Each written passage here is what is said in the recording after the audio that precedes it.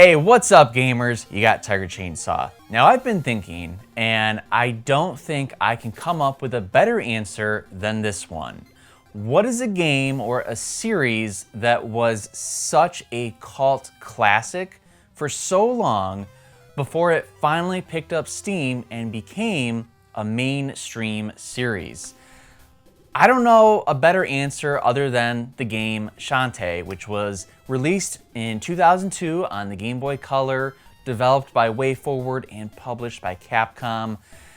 It was at the tail end of the Game Boy Color, but this game is so unique, so colorful. There's a ton of really awesome gameplay elements to it. And once gamers got it in their hands, which was a rarity, but we'll get to that in a second, it really became a cult hit and later launched the series that is still going on today. So my review is gonna be Shantae. Now, if this is your first time on my channel, or if you just haven't yet, make sure you hit that sub button because I've got tons of game reviews ranging all the way from the 80s up to the PS5. So go ahead and hit that sub button because it really helps my channel grow. All right, I hope you got your belly dancing skills ready to go because we are about to jump into this Shantae review. Back in 2002, all eyes were on the upcoming Game Boy Advance that was set to be released in a year. However, WayForward Technologies, led by Matt Bozon, teamed up with Capcom and decided to give one last gift to the Game Boy Color with the release of Shantae, a platformer filled with dungeon exploring and plenty of bouncing action, but a little bit more on that in a little bit. The original Shantae was met with critical success, but due to the late release in the Game Boy Color, it flew under the radar for a while. Today, Shantae still lives, spawning numerous sequels. In this review, I whip my hair back and forth, starting with the plot. But be warned, spoilers are ahead.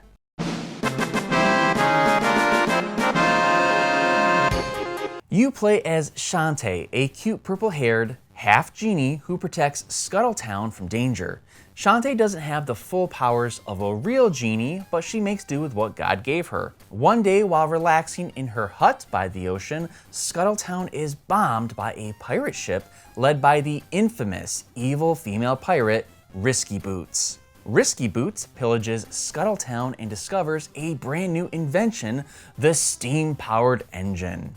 She steals the prototype and vows to retrieve 4 elemental stones that will power up the steam engine to the max, making her ship nearly invincible.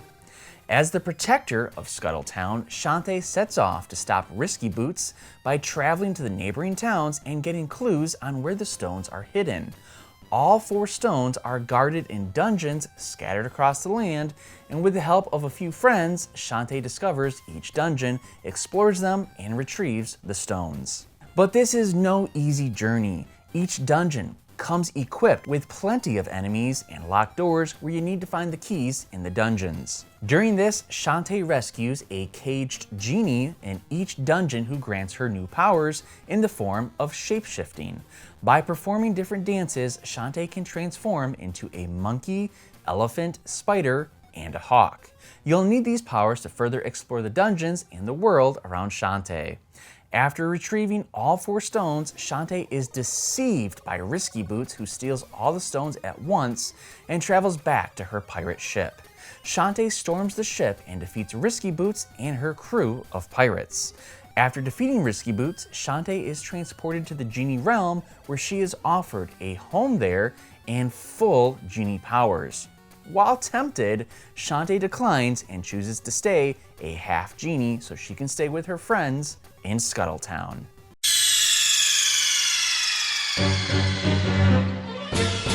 Shantae was tough for me to beat.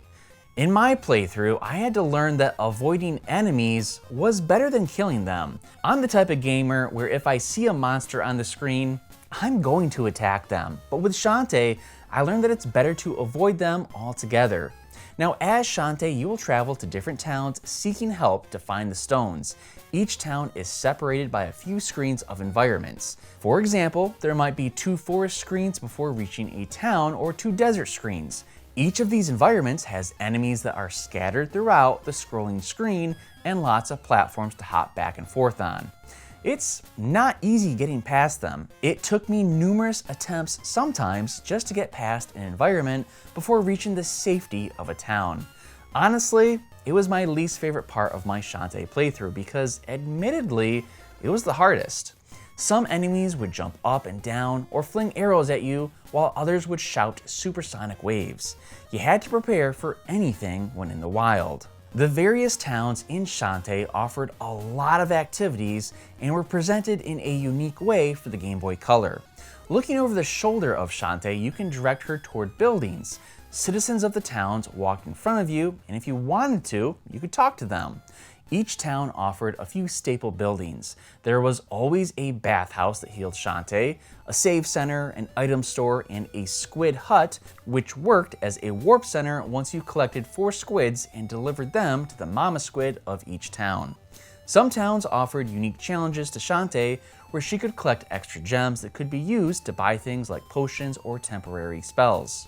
Perhaps the first thing you'll notice about the characters of Shantae is that they are all rather friendly, especially the females. It always seemed like whenever Shantae interacted with the other females in the game, that I was just one conversation away from starting a softcore porn scene. Whether it was the girls at the bathhouse, Shantae's friends, or even Risky Boots herself, all the females were top heavy and complimented Shantae. Not that that was an issue, not at all. But there's definitely some sexual tension going on behind the scenes with these cute, colorful graphics. Even the way Shantae wiggles her little rump when she's on the ground was pretty cute. And don't worry, this will not negatively impact my Shantae score. I loved it. The game comes down to a basic formula. Help/talk to one of Shantae's friends in a neighboring town, discover where the dungeon is at, and explore it to retrieve an elemental stone. The dungeons can also be pretty difficult, and there were times where I'd get lost or it would take me a while to figure out what to do next. I'll admit, I watched a playthrough on some portions so I understood what I had to do next. With enough practice, you should be able to get through each dungeon, but it will take some time. There was one section that I got really pissed at in the final dungeon. It involves shooting Shantae up through a tunnel and landing on the cliff above.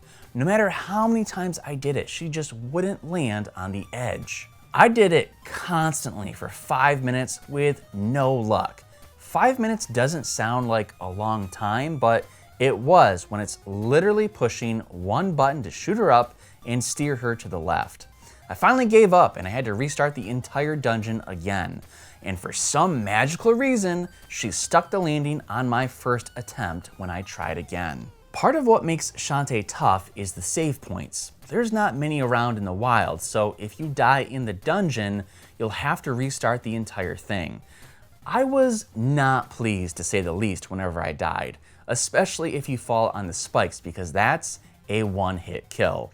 Each dungeon ended up with one of Risky Boots' henchmen or creatures trying to kill Shantae. The bosses were the best part of the dungeon and were relatively easy to defeat compared to the rest of the game. Risky Boots was the toughest boss, but I still managed to beat her my first attempt. If you've watched my previous reviews, you know I love a good boss fight. Having these boss fights included in Shantae really increased the fun and scored extra points during my playthrough. Shantae earns a new power when she is halfway done with each dungeon. You'll learn a new dance move to transform her into a new animal. The monkey, for instance, will let you jump higher and climb walls, while the elephant will be able to smash through objects. The spider climbs webs and unique surfaces, and finally the hawk gives you the power to fly. Earning new powers and shape-shifting is nothing new to video games back in 2002, but it added so much to the game, especially on the Game Boy Color.